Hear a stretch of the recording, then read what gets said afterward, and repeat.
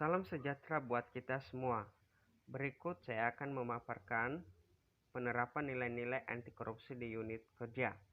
Sebelumnya perkenalkan, nama saya Kasdin Gule, peserta Latsar CPNS tahun 2021, Angkatan 52 Kelompok 3.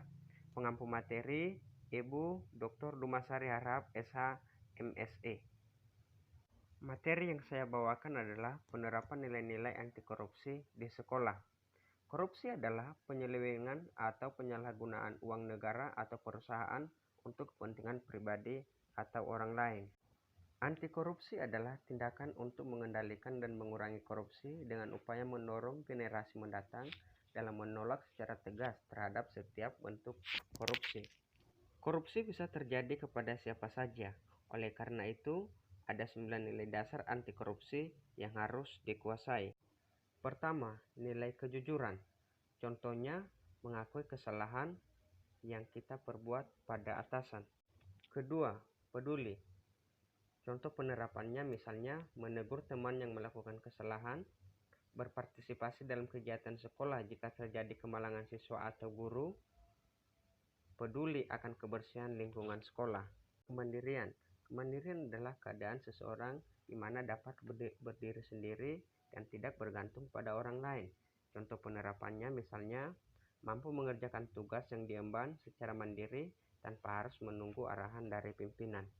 Keempat, disiplin adalah ketaatan atau kepatuhan seseorang terhadap peraturan yang dipertanggungjawabkannya. Contoh penerapannya adalah datang dan pulang sekolah sesuai jadwal, menggunakan pakaian dinas sesuai dengan apa yang ditentukan, melengkapi administrasi sekolah atau kelas tepat waktu, misalnya membuat RPP sebagai pedoman dalam melaksanakan kegiatan belajar mengajar. Tanggung jawab adalah kesadaran seseorang akan kewajiban untuk menanggung segala akibat dari suatu yang telah diperbuatnya.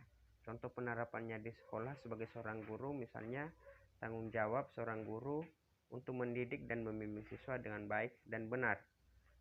Selanjutnya, mengerjakan administrasi kelas. Kesederhanaan adalah kondisi atau kualitas ketika segalanya dapat dipertimbangkan untuk dimiliki. Contohnya, berpakaian sopan dan sederhana. 8. Berani adalah mempunyai hati yang mantap dan rasa percaya diri yang besar dalam menghadapi bahaya, kesulitan, dan sebagainya. Contoh penerapannya di sekolah, misalnya berani mengungkapkan pendapat dan aspirasi dalam pertemuan rapat. Terusnya, berani menolak hal yang menyimpang yang terjadi di sekitar. Nilai yang terakhir adalah keadilan. Keadilan adalah keadaan antar manusia yang diperlukan dengan sama sesuai dengan hak dan kewajibannya masing-masing. Contoh penerapannya di sekolah misalnya berteman dengan siapa saja tanpa membedakan status dan latar belakang. Baiklah teman-teman, demikian podcast saya tentang penerapan nilai-nilai anti korupsi di unit kerja. Akhir kata saya ucapkan terima kasih. Ya ahoho.